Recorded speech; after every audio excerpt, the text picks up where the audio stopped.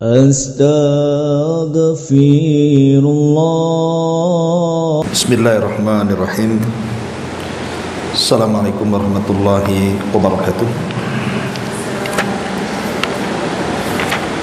Alhamdulillah wassalatu wassalamu ala Rasulillah wa ala alihi wa sahbihi wa mawalah wa la hawla wa la quwata illa billahi wa ba'd. Baik, kita lanjutkan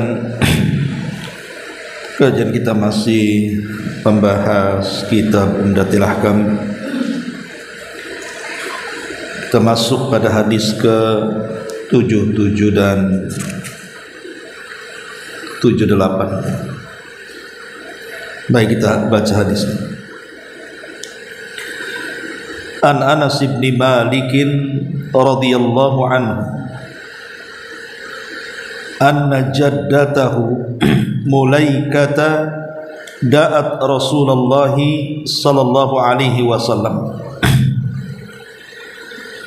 li ta'amin sana'athu lahu fa akala minhu thumma qala qumu fala usalli lakum. Qala Anas fa qumtu ila hasirin lana qadis wadda min tuli ma lubis fanadhahtuhu bima'in faqama alaihi Rasulullah sallallahu alaihi wasallam wa safaftu ana wal yatim wara'ahu wal ajuzu min wara'ina fa shalla lana rak'ataini thumma ansaraf. Wa li Muslimin anna Rasulullah sallallahu alaihi wasallam shalla bihi wa bi ummihi aw khalatihi qala fa aqamani an yaminihi wa aqama al mar'ata khalfaha. Al yatim huwa dhamiru jaddu Husain ibn Abdullah ibn Dhumairah. Dari Anas ibn Malik radhiyallahu anhu, dan Anas adalah pembantu yang diperbantukan ibundanya untuk Nabi sallallahu alaihi wasallam. Karena kita tahu Ummu Sulaim salah seorang wanita yang awal-awal masuk Islam dari kalangan Ansar. Ketika banyak para wanita di zaman itu, dengan kehadiran Nabi SAW dari Mekah hijrah ke Madinah, banyak mereka bersedekah dengan harta-harta mereka. Lah ibunda Anas bin Malik tidak punya harta untuk disedekahkan, tapi dia ingin bersedekah kepada Rasul. Lah kebetulan dia punya putra Anas bin Malik. Ketika itu usianya 10 tahun, maka ibundanya kemudian datang kepada Rasul, jadikan Anas sebagai pembantu wahai Rasul. Itulah bentuk sedekah Ummu Sulaim kepada Islam, di mana putranya Anas diperbantukan untuk membantu Nabi. Dan di kecerdasan ibundanya Anas, memerintahkan Anas ibn Malik untuk menjadi pembantu Nabi, karena dia tahu bahwa Anas akan hidup bersama Nabi dan akan banyak pengetahuan yang didapat dari Nabi.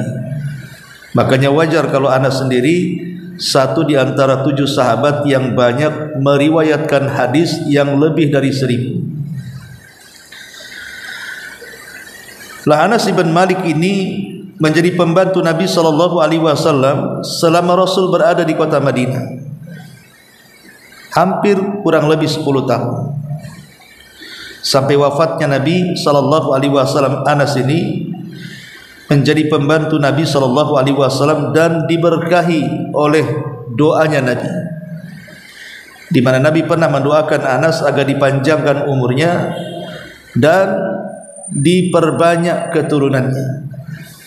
Betul, dia panjang usianya dan anak cucunya itu sampai 100. karena mendapatkan berkah doa Nabi sallallahu alaihi wasallam. Anas bin Malik radhiyallahu an dia mengatakan bahwa neneknya namanya Mulaika satu hari mengundang Nabi SAW untuk makan di rumahnya, untuk menjamu Nabi SAW, karena dia sudah masak masakan, dan masakannya yang sudah menjadi makanan ingin dicicipi Nabi SAW. Makanya dia mengundang Rasul ke rumahnya. Karena Nabi SAW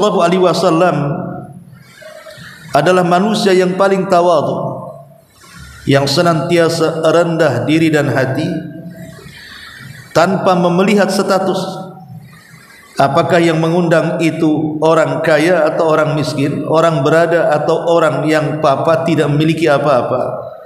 Nabi berikan contoh kepada kita, khususnya para pemimpin, agar rendah diri, jangan menyombongkan kepada orang-orang yang justru jauh kelasnya dengan dia. Apalagi kalau seandainya seorang pejabat yang memang diwakilkan masyarakat untuk mewakilkan aspirasi mereka di sebuah pemerintahan. Maka contohlah bagaimana kesederhanaan Rasul, tawadhu'nya Nabi SAW. Dia hadir ke undangan seorang wanita tua miskin, keluarga Anas bin Malik radhiyallahu anhu. Setelah Nabi SAW datang, maka Nabi pun kemudian menyantap hidangan itu, tanpa merasa hidangan itu sesuatu yang rendah bagi dia. Karena ada sebagian kelakuan pejabat hari ini, terkadang kalau diundang oleh orang-orang yang justru mungkin di bawahnya, tak mau datang, datang pun sekedarnya,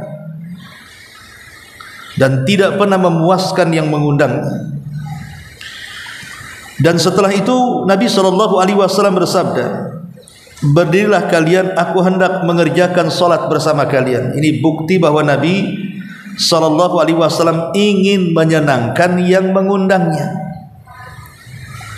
karena nanti akan jadi kebanggaan, oh Nabi pernah sholat di rumah saya, kan begitu. Begitu juga harusnya para pemimpin kita juga demikian, harus senantiasa membahagiakan rakyatnya, orang-orang yang di bawahnya. Ada sebagian ulama mengatakan maksudnya Nabi SAW sholat itu salah satunya ingin memberikan berkah, berkah kepada keluarga nenek Mulaikah ini, neneknya Anas bin Malik radhiyallahu anhu. Maka Anas bin Malik radhiyallahu anhu kemudian menceritakan, aku lantas beranjak menuju tikar milik kami yang telah hitam karena sudah lama dipakai. Menunjukkan apa? Kefakirannya, tidak punya tikar lagi kecuali itu. Sampai tikarnya sudah usang pun gak diganti, karena gak ada uang untuk beli yang baru. Kemudian lantas aku memercikkan air pada tikar itu. Ada yang mengatakan karena Anas ibn Malik radhiyallahu ragu-ragu dengan tikar itu, takutnya ada najisnya, sehingga disirami air. Dan ini juga menunjukkan tentang kebersihan tempat untuk melaksanakan sholat. Kalau ibu pakai sajadah, nampak sajadahnya sudah kotor, sudah bau, cuci gitu maksudnya. Kemudian kata Anas bin Malik radhiyallahu an, aku lantas memercikkan air pada atas tikar itu. Lalu Nabi SAW berdiri, sedangkan aku, kata Anas, dan ada satu anak yatim yang bersamaku, membentuk shaf di belakang beliau, dan wanita tua berada di belakang kami. Jadi kalau konteksnya perempuan sholat bersama laki-laki, maka sebaik-baik shaf wanita di belakang dan sebaik-baik shaf laki-laki di depan. Tapi kalau konteksnya para wanita sholat sesama mereka, maka nggak berlaku. Tetap sebaik-baik shaf orang sholat itu di depan. Kalau yang sholat ya ibu-ibu aja, nggak ada laki-lakinya, maka tetap yang paling depan itu yang paling baik. Tapi kalau konteksnya, kalau ibu-ibu sholat bersama laki-laki seperti di masjid ini, ya, berbaur antara laki-laki dan perempuan, maka berlakulah hadis Nabi SAW, sebaik-baik saf laki-laki paling depan, sebaik-baik saf perempuan paling belakang. Karena di sini dicontohkan dalam hadis ini. Baik, kemudian lalu beliau Nabi SAW mengerjakan solat 2 rakaat bersama kami, kata Anas. Kemudian setelah itu baru beliau pulang. Dalam riwayat Muslim dikatakan Nabi mengerjakan salat dengan Anas dan ibundanya. Kemudian Anas mengatakan Nabi meletakkan aku di sebelah kanan dan kemudian menyuruh para wanita salat di belakang. Karena di situ ada Anas laki-laki kan. Yang dimaksud anak yatim di sini adalah Dumairah, kawan daripada Anas bin Malik, yaitu kakek daripada Al-Husain bin Abdullah bin Dumairah radhiyallahu. Kemudian hadis terakhir dalam bab ini, sebelum kita ambil faedahnya satu persatu, kita baca dulu. An Ibni Abbas radhiyallahu anhu, dari sahabat Ibnu Abbas. Anak Abbas artinya keponakan Nabi. Karena Abbas adalah paman Nabi SAW yang masuk Islam. Dari 4 paman Rasul yang hidup sampai kenabian, yang 2 mukmin 2 kafir. Yang mukmin Abbas dan Hamzah, yang kafir Abu Lahab dan Abu Talib. Tapi Abu Lahab memusuhi Nabi. Lah Hamzah punya anak namanya Abdullah, sehingga dikenal Abdullah putra Abbas. Abdullah ibn Abbas radhiyallahu anhuma, sama dengan Anas ibn Malik, juga dari deretan sahabat yang banyak meriwayatkan hadis Nabi SAW, dan termasuk al-abadilah di zamannya. Termasuk al-abadilah di zamannya. Maksudnya Abdullah ibn Abbas disebut abadilah itu orang yang diambil fatwanya di zamannya. Setelah Nabi SAW meninggal dunia, maka orang-orang pun bertanya kepada 4 Abdullah ibn Abbas, Abdullah ibn Umar, Abdullah ibn Zubair, dan Abdullah ibn Amr ibn As. Ini disebut abadilah namanya. Di mana ketika 4 orang ini hidup setelah wafatnya Rasul, maka semua manusia datang ke 4 orang ini untuk meminta fatwa. Nah, salah satunya Abdullah Ibn Abbas, karena kecerdasannya berkat doa Nabi SAW, ya Allah cerdaskan anak ini dan ahlikan dalam Quran. Maka setelah dia dewasa, Abdullah Ibn Abbas terkenal menjadi turjumanul Quran, pemimpin dari ahli tafsir Quran. Abdullah Ibn Abbas radhiyallahu anhu ini berkata, "Bittu inda khalati Maimunah." Aku bermalam di rumah bibiku Maimunah. Faqama an-nabiy sallallahu alaihi wasallam yusalli. Maka Nabi sallallahu alaihi wasallam bangun dan mengerjakan salat malam. Jadi faqama an-nabiy sallallahu alaihi wasallam yusalli minal lail faqumtu an yasarihi. Maka aku pun kemudian berdiri di samping kiri Nabi.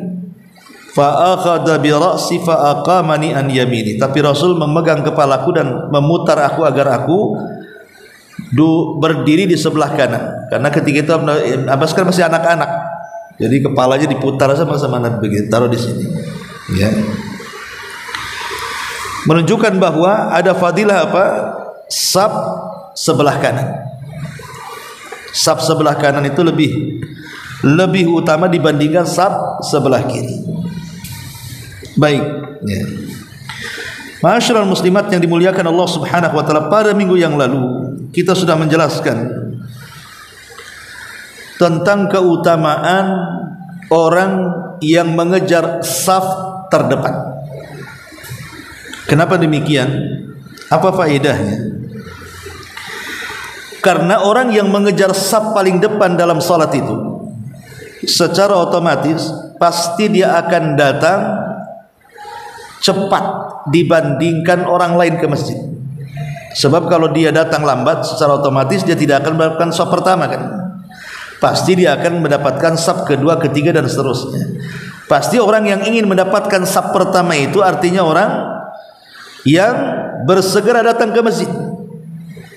Dan para ulama ketika memberikan catatan ayat wasari'u ila magfirati mir rabbikum, wasari'u ila magfirati mir rabbikum, bersegeralah kalian menuju ampunan Rabb kalian. Dan juga Allah Subhanahu wa taala mengatakan dalam ayat yang lain, Al-Hadid ayat 21, sabiqu ila magfirati mir rabbikum, bersegeralah kalian untuk mendapatkan ampunan Rabb kalian. Sebagian ulama tafsir diantaranya Rayyah ibn Ubaidillah mengatakan ayat ini maksudnya adalah takbiratul ula atau takbiratul ula was-safful awwal. Jadi ayat-ayat yang menunjukkan bersegeralah kalian mencari ampunan Allah, maksudnya apa? Isyarat kepada bersegera untuk mendapatkan takbiratul ihram imam dan mendapatkan saf pertama. Berarti pemahamannya bahwa orang yang mendapatkan takbiratul ihram dan saf pertama bersama imam, maka itu sebab dia mendapatkan ampunan Allah Subhanahu wa taala. Jadi dosa-dosanya akan diampuni oleh Allah Subhanahu wa taala. Wajar kalau seandainya para ulama salaf mereka sangat memperhatikan takbiratul ihram imam dan juga shaf pertama. Sebut saja Sa'id ibnul Musayyib, pemimpin para tabi'in, sampai dia mengatakan bahwa aku tidak pernah selama 50 tahun lamanya kecuali aku mendapatkan takbiratul ihram imam dan juga saf pertama, kecuali dalam posisi ada udzur, entah safar, sakit dan yang lainnya.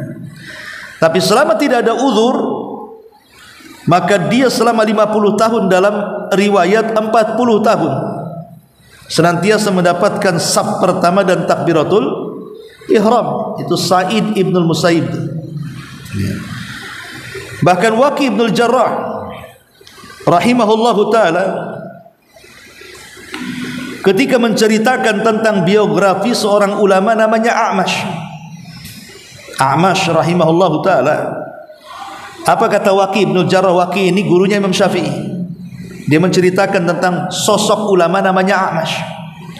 Kata beliau, kanal a'mashu qariban min sab'in yatakallamu lam tafuthu takbiratul ula. Adalah A'mash walaupun usianya sudah mendekati 70 tahun, artinya sudah tua ya. Dia tidak pernah luput dari mendapatkan takbir yang pertama, maksudnya takbiratul ihram. Dan itu bagaimana semangatnya para ulama salaf. Bahkan disebutkan juga tentang kisah Qadi Baghdad namanya Ibnu Samma'ah. Dia seorang qadi di Baghdad di zamannya. Dia mengatakan makastu arba'ina sanatan lam tafutni takbiratul ula illa yauma mata ummi. Kata dia, selama 40 tahun aku tidak pernah luput daripada takbiratul ihram kecuali saat ibuku meninggal. Bayangkan, takbiratul ihram selama 40 tahun, kata Ibnu Samma'ah, aku tidak pernah meninggalkan kecuali di hari ibuku meninggal, karena aku sibuk mengurus jenazahnya. Nah, ini menunjukkan kesungguhan para ulama salaf untuk mendapatkan saf pertama. Karena bagaimanapun Nabi SAW sampai mengatakan dalam sebuah hadis yang ma'ruf, kalau seandainya manusia itu tahu pahala yang ada di saf pertama itu, apa kata Nabi SAW? Pasti mereka akan siap mengundi berapapun undian itu dipasang. Jadi kalau tahu pahala besarnya orang yang berdiri di saf pertama dan mendapatkan takbiratul ihram itu, takbiratul ihramnya imam, maka pasti dia siap mengundi untuk mendapatkan posisi itu, berapapun undiannya. Tapi di zaman sekarang tidak perlu undian lah, semua kosong kok, apa yang diundi-undi. Dan orang sekarang kalau ada undian pasti mau kan gitu ya. Kamu kan sudah sop pertama nih, saya baru datang masbuk, sini saya bayar 1 juta, aku di situ kau di belakang. Pasti mau orang sekarang. Jangankan 1 juta, 100.000 aja mau. Jangan-jangan 10.000 mau pula kan gitu ya. Karena orang sekarang tidak mikir pahala. Orang dulu kan mikirnya pahala, sampai rela mengeluarkan uang itu untuk mendapatkan pahala gitu maksudnya.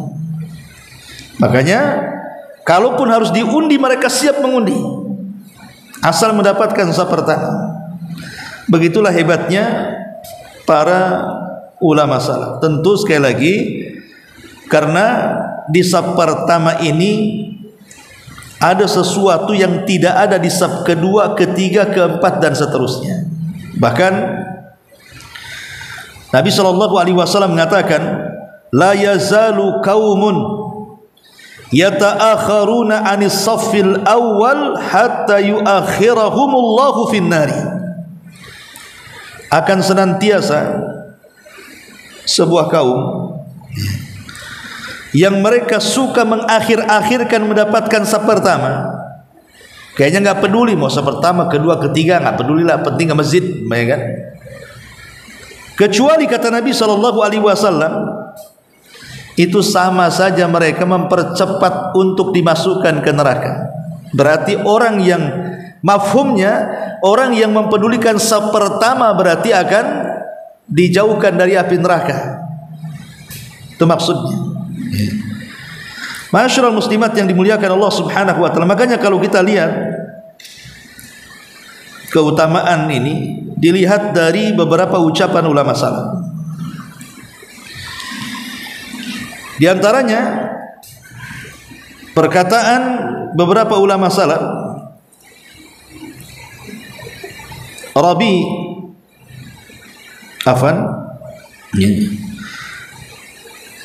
ada beberapa kata-kata mereka di orang yang mendapatkan saf pertama itu. Maksudnya mendapatkan saf pertama secara otomatis dia mendapatkan takbiratul ihram ya. Lihat pahalanya. Dikatakan oleh Al-Hafidh Ibnu Hajar Al-Asqalani dalam kitab Fathul Bari, berkata ulama tentang al-had ala safil awal, orang yang bersegera mendapatkan saf pertama, al-musara'atu ila khalasid dimmah was-sabqu lidukhulil masjid wal qurbu minal imam wastima'u qira'atihi wa ta'allum minhu wal fathu alaihi wat tablighu anhu wassalamatu min ikhtirakil marrati baina yadayhi wassalamatul bal min ru'yati man yakunu quddamahu wassalamatu mawdi'i sujudihi min adiyalil musallin. Lihat bagaimana indahnya faedah pahala orang-orang yang berada di saf pertama. Kata Al-Hafidh Ibnu Hajar rahimahullahu taala, pertama, orang yang mendapatkan saf pertama itu hakikatnya dia menyegerakan diri untuk meletakkan tanggungan. Karena tidak mungkin orang yang berada di saf pertama itu dia akan masbuk, kehilangan serakaat 2 rakaat itu mustahil. Pasti dia akan sempurna salatnya. Dan kesempurnaan pahala juga ditentukan karena kesempurnaan salat. Kemudian yang kedua, masuk masjid paling awal. Dan masuk masjid paling awal ada di beberapa waktu itu luar biasa pahalanya, seperti di hari Jumat umpamanya. Orang yang mendapatkan saf pertama di hari Jumat bagi laki-laki itu sama dengan menyembelih seekor unta kemudian disedekahkan. Ya. Kemudian yang ketiga, orang yang berada di saf pertama secara otomatis kata Ibnu Hajar pasti dia sangat dekat dengan imam. Dan ketika dekat dengan imam, maka dia tidak mungkin salah ketika melakukan gerakan ataupun bacaan, karena di depannya langsung imam. Beda dengan yang belakang. Terkadang salah, apalagi pakai tabir. Imam sedang sujud sahwi, ibu pula ruku, kan itu ya, karena salah, ya kan? Padahal dia sedang sujud sahwi sebenarnya, karena sama-sama mengucapkan takbir. Kemudian juga mampu mendengarkan bacaan Quran dengan jelas. Selain mendapatkan pahala dia mendengar, maka dengan betul-betul mendengarkan bacaan imam dengan jelas, kalau ada kesalahan dia bisa menegurnya. Kemudian juga lebih daripada itu akan jauh lebih khusyuk dibandingkan di saf kedua atau ketiga, dengan dua alasan. Pertama, karena tidak ada yang dilihat di depannya kecuali imam. Tidak ada yang dilihat di depannya kecuali imam saja. Sementara di saf kedua ketiga pasti melihat punggung orang-orang yang ada di saf depannya. Ya, terkadang punggung orang-orang yang ada di saf depannya terkadang kan membuat perhatian kita. Mungkin dia pakai sholat bergambar, mungkin dia ketika sholat pakai kaos bertuliskan aneh-aneh, ya kan? Mungkin dia pakai pakaian yang tidak layak, sehingga bukannya kita khusyuk malah memperhatikan kaos orang jadinya. Apalagi ada tulisan, lagi tulisannya nyindir dia, makin sakit hati sholat. Kemudian juga yang kedua, kenapa di saf pertama itu lebih khusyuk? Yang kedua alasannya, selain daripada di depannya itu dia tidak terganggu kecuali pandangannya kepada imam. Yang kedua, saat dia sujud, dia tidak sedang sujud, maaf gitu ya, menghadap bokong orang, ya kan? Kalau di saf kedua kan otomatis kan bahasanya kan kita menghadap bokong orang kan gitu ya. Tapi kalau kita di depan kan kita hanya imam saja, itu pun di tengah satu orang. Tapi kalau yang saf-saf ke sana kan tidak lihat. Dan ini kan bisa juga menghilangkan kehusyuan. Lah, itulah kenapa kemudian orang-orang yang mendapatkan saf pertama ini memang luar biasa keistimewaan dan keutamaan. Bahkan sebagian para ulama yang lain, ya, kenapa kemudian saf pertama itu mendapatkan kebaikan di antara saf kedua, ketiga dan seterusnya? Pertama, karena dia yang paling tahu kondisi imam. Kalau di belakang kan tidak tahu kondisi imam apa. Dia yang paling paham kondisi imam. Dan ketika dia tahu kondisi imam, sehingga dialah yang paling pertama kali mengikuti imam, baik dalam bacaan atau gerakan. Ma'asyiral muslimat yang dimuliakan Allah Azza wa Jalla. Yang kedua, bagaimana pula kemudian dengan kaum wanita? Kenapa kemudian ketika sholat bersama laki-laki dia justru bukan saf pertama tapi saf yang paling belakang kan? Ada yang mengatakan, kenapa yang laki-laki harus dekat imam, perempuan jauh dari imam, supaya terhindar dari fitnah.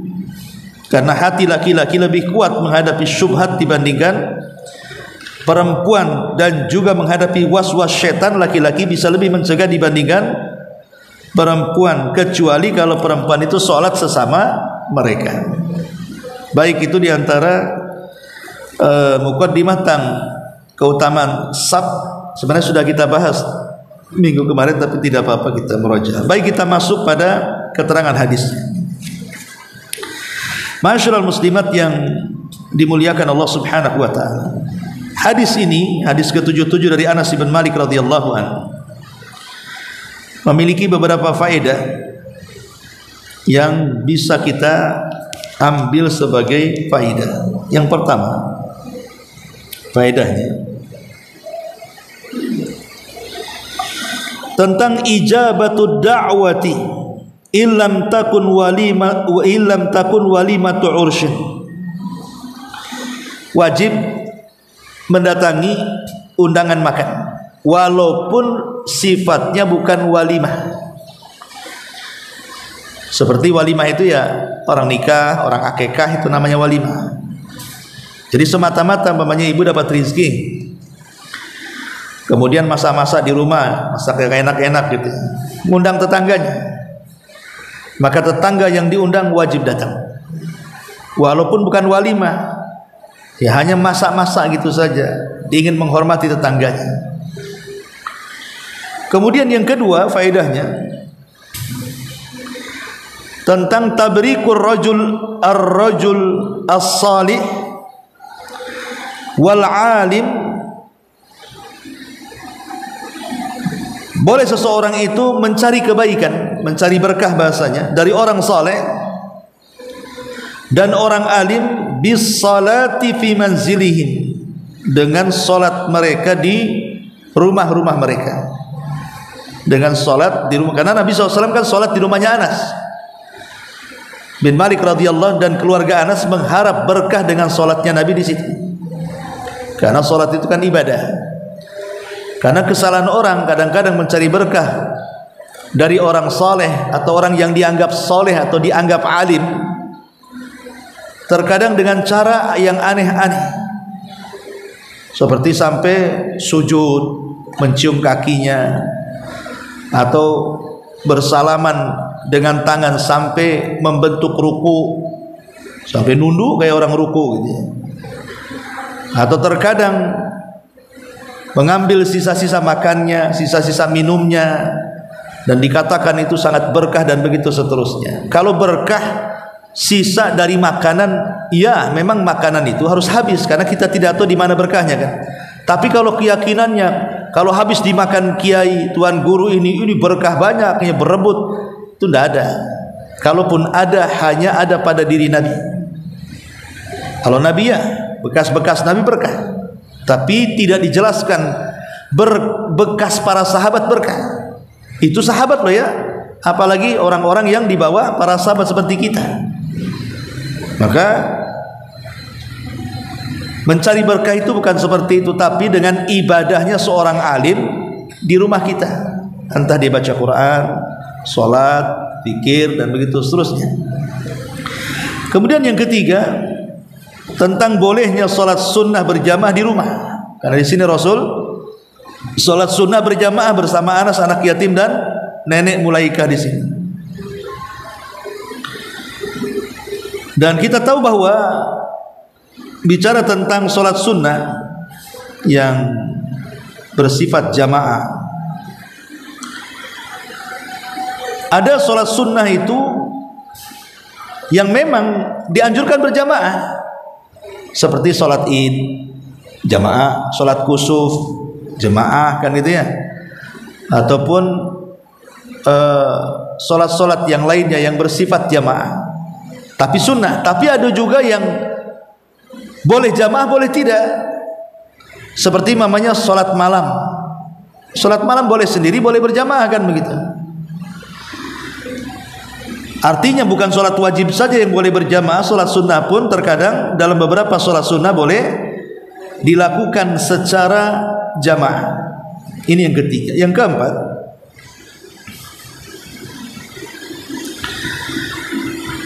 bahwa istihbabu tandifi makanil musalli, disunnahkan agar tempat yang digunakan untuk sholat itu betul-betul bersih. Karena Anas bin Malik berusaha membersihkan tempat sholat Nabi dengan cara memercikan air di situ. Maka ibu sekali lagi, kalau di rumah itu adalah tempat khusus, sekalipun umpamanya kos-kosan, sekalipun kos-kosan yang hanya satu kamar gitu ya, maka kalau bisa di satu kamar di kos-kosan itu ada tempat khusus yang tidak diganggu kecuali untuk sholat, walaupun masih sempit. Tapi kalau sholat di situ saja, dia menjadikan mihrab dan selalu bersih. Jangan pindah, kadang dekat dapur, kadang ini. Ya, kalau bisa ada satu tempat, jadikan mihrab kita untuk sholat di situ. Kemudian juga sihhatu salatis sabi al-mumayyiz, sahnya salat anak kecil dan juga wudunya anak kecil selama anak kecil itu mumayyiz. Mumayyiz itu artinya sudah berakal walaupun belum balik. Usia 10, 9, 11 itu kan sudah bisa lah membedakan. Tapi kalau usia-usia masih kecil kan, masih balita kan tidak bisa bedain. Kemudian juga diantara faedah hadis ini bahwa diakhirkannya saf perempuan dan diawalkannya saf laki-laki. Dan ini sudah saya jelaskan karena konteksnya sedang berjamaah dengan laki-laki, maka perempuan di belakang. Tapi kalau konteksnya masing-masing wanita, tidak ada laki-laki yang sholat di situ, maka berlakulah hadis sebaik-baik saf adalah paling depan. Termasuk juga diantara faedah hadis ini bolehnya sholat di atas tikar. Mungkin kalau sekarang itu di atas sajadah lah, karena Rasul sholat di atas tikar kan, maka boleh kita sholat di atas sajadah. Tapi sebaiknya sering saya ingatkan, cari sajadah yang polos, yang tidak mengganggu kalau bisa itu. Kalaupun ada gambar itu tidak mengganggu sholat kita. Karena bagaimanapun banyak orang-orang yang terganggu dengan sajadah karena berukir, bergambar macam-macam. Kemudian juga diantara faedah hadis ini, di mana Allah Subhanahu wa taala telah memuliakan nabinya, di mana Allah Subhanahu wa taala telah memuliakan nabinya dan memberikan contoh nabinya dengan memuliakan orang-orang yang dianggap manusia tidak mulia, seperti orang fakir, orang miskin gitu ya. Jadi Nabi SAW mencontohkan, dan tentu itu juga karena Allah Subhanahu wa taala yang merintahkannya. Dan di sini boleh juga kita meminta doa orang-orang baik, karena Nabi SAW juga dimintai doanya oleh para sahabat. Maka boleh kita meminta doa orang-orang baik, orang soleh, minta doa mereka, bertawasul dengan doa mereka boleh. Walaupun sekali lagi doa itu masih jauh lebih baik yang dipanjatkan diri sendiri. Kalau kita berdoa diri sendiri walaupun tidak pakai bahasa Arab jauh lebih baik, karena kita kan memang meminta sesuatu yang kita hajatkan, bukan minta doa orang lain untuk mendoakan. Walaupun secara hukum boleh tapi tidak sunnah, boleh tapi tidak disunahkan. Ada sebagian mengatakan seperti itu. Kemudian juga diantara faedah hadis ini bahwa seseorang yang sholat di belakang imam, kalau dua orang maka dia berada di belakang imam. Tapi kalau satu orang makmumnya laki-laki, maka berada di sebelah kanan imam. Jadi kalau sholatnya berdua saja, ibu sholat berdua nih, ya, maka imam dengan makmum sejajar, makmum diletakkan sebelah kanan. Tapi kalau makmumnya dua, maka makmum harus di belakang. Seperti di sini Anas bin Malik dan anak yatim ke belakang, baru setelahnya kakeknya atau neneknya mulaikan. Nah ini diantara juga faedah-faedah daripada hadis yang ke-77. Adapun hadis yang ke-78, di antara faedah hadis yang ke-78, pertama, ya, bolehnya seseorang itu bermalam di tempat kerabat yang ada hubungan mahram dengan kita, selama di situ seseorang itu ada suaminya. Yang kedua, bolehnya sholat berjamaah pada sholat sunnah. Kemudian yang ketiga, berdirinya makmum di sebelah imam, padahal di sebelah kiri tidak ada orang. Berdirinya imam di sebelah kiri, sementara makmum di sebelah kanan, karena Rasul memutar Ibnu Abbas dari sebelah kiri diarahkan ke sebelah kanan. Adapun makmum yang sendirian, maka dia sejajar dengan imam, karena di sini kan Rasul sholat cuma berdua sama Ibnu Abbas. Rasul tidak merintahkan Ibnu Abbas suruh ke belakang, tetapi Rasul memerintahkan suruh sejajar dengan dia. Kemudian juga ijtihadnya Ibnu Abbas. Bagaimana ijtihadnya Ibnu Abbas radhiyallahu anhu untuk mendapatkan, atau kesungguhannya Ibnu Abbas, ijtihad itu adalah kesungguhan untuk mendapatkan ilmu di hadapan Nabi sallallahu alaihi wasallam dengan memberanikan diri salat di samping Nabi padahal dia masih anak-anak. Kemudian juga tidak disyaratkan sahnya imam untuk meniatkan imam sebelum masuk dalam salat bahwa dia adalah seorang imam. Jadi boleh niat dadakan. Tadinya makmum, tiba-tiba ada orang yang salat di belakang, kemudian dirubah niatnya menjadi imam. Kemudian bahwa harokat, gerakan dalam salat, kalau sesuatu yang disyariatkan, maka maksudnya bagian daripada salat, maka tidak mengapa, tidak membatalkan salat. Karena kan Ibnu Abbas ini kan sedang salat di samping Nabi sebelah kiri, dan itu sudah salat. Rasul memutar, itu kan gerakan namanya, memutar. Boleh gerakan bergerak lebih daripada 3 kali selama itu untuk kepentingan sholat, tidak membatalkan sholat. Umpamanya ya, ibu sholat menggendong bayi. Ibu sholat menggendong bayi. Kenapa? Kalau ibu letakkan bayi nangis, ibu khawatirkan sholatnya. Maka dengan digendong kan dapat khusyuknya, karena minimal si anak itu dekat dengan ibunya, akhirnya nggak rewel lagi.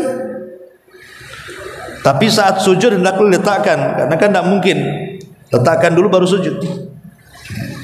Jadi ini juga boleh gerakan-gerakan yang terkadang disyariatkan untuk kesempurnaan salat, maka tidak memadaratkan salat. Ma'asyiral muslimat yang dimuliakan Allah Subhanahu wa taala, dan ini juga sahnya seseorang salat berjamaah dengan orang yang belum balik selama dia memayyiz, mengerti. Karena ketika itu Ibnu Abbas kan masih kecil, umurnya masih 10 tahun atau berapa, belum balik, tapi oleh Nabi SAW diajak salat berjamaah. Dan ini juga dianjurkan anak-anak yang tidak nakal, yang bisa dia mengambil pelajaran di masjid, sebaiknya ajak ke masjid. Kalau ibu punya anak laki-laki, bapaknya ke masjid, dan nampak anak itu tidak nakal, ya coba dulu lah. Kalau sudah nakal, ibunya kalau bisa nasihati, bapaknya nggak usah dibawa. Kalau sudah lari sana lari sini ganggu orang sholat, sebaiknya jangan ya. Tapi kalau memang anak itu bisa diatur, ya dia bisa duduk saja atau berdiri terus, tapi dia akan bisa diatur, diam saja di tempat situ walaupun tidak sholat, ajaklah. Karena terkadang walaupun dia tidak sholat, duduk saja, dia mendapatkan pelajaran di situ. Nah, kerekam akhirnya kan, oh gerakannya seperti ini, gerakannya seperti ini. Lama-lama dia tahu dan mengikuti. Tapi kalau nakal, mengganggu orang sholat, sebaiknya jangan. Kata Syekhul Islam Ibnu Taimiyah, sebaiknya jangan dibawa ke masjid, karena akan mengganggu kekhusyuan, nanti dosanya kembali ke orang tuanya. Makanya harus peka orang tua yang banyak anak itu, jangan sampai mengganggu orang yang sholat.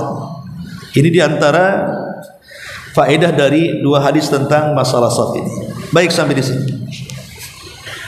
Sebelum saya tutup, silakan kalau ada yang bertanya.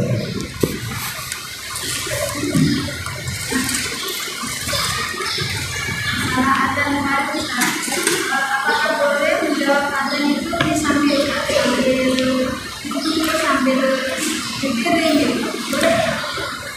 boleh, tidak ada masalah, di sela-sela.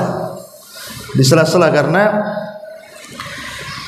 seseorang pamannya sambil nyuci nggak masalah, atau kalaupun seandainya sambil berwudu dan dia tidak sempat ketika wudu menjawab adzan, maka selesai wudu jawab. Pamannya berapa kalimat yang muazin sudah ucapkan, ya kita ikuti dari awal. Walaupun sebaiknya setiap kalimat kita ikuti. Muazin mengatakan Allahu Akbar, kita katakan Allahu Akbar, Allahu Akbar. Muadzin mengatakan asyhadu an la ilaha, kita katakan asyhadu an la ilaha illallah. Ya. Tapi kalau seandainya kelewat, ya ulangi aja dari awal. Karena hadisnya kan mengatakan idza adzanal muadzin, apabila muadzin itu mengumandangkan azan, falyakul misla ma yaqul muadzin, katakan seperti yang dikatakan muadzin. Tidak mesti kalimat per kalimat, boleh jadi mungkin kita wudhu tadi lupa gitu ya, habis wudhu, selesai wudhu baru kita jawab, boleh juga. Atau yang paling baik kalimat per kalimat. Wallahu a'lam.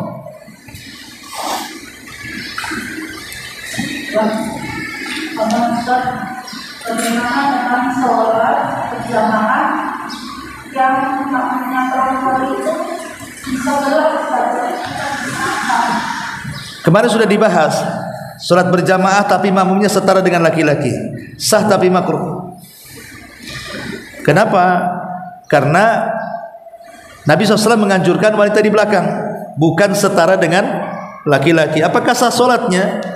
Sah, walaupun ada yang berpendapat tidak sah. Tapi pendapat yang kuat sah tapi makruh.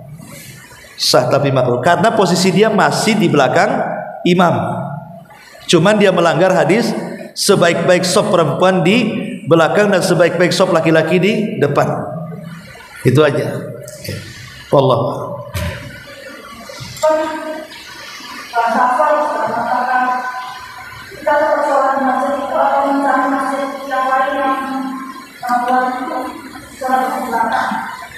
Kalau ibu mendapatkan masjid seperti itu, ya kan, ini laki-laki ini perempuan, nggak apa-apa sholat di situ, tapi ibu di belakang.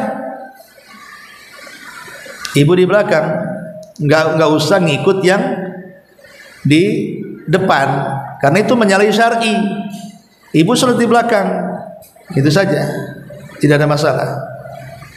Tapi kalau dikhawatirkan terjadi fitnah karena sudah masuk dan memang mereka sudah membuat saf, ya sudah terpaksalah sholat di situ. Ya, tapi kalau memang ibu hanya masuk sendirian aja di situ sama keluarga, ya ibu ambil belakang lah, sebagaimana hadis yang diperintahkan. Wallah. Baik, kalau tidak ada sudah hampir jam 9 lebih. Subhanallah wa bihamdika, asyhadu an la ilaha illa anta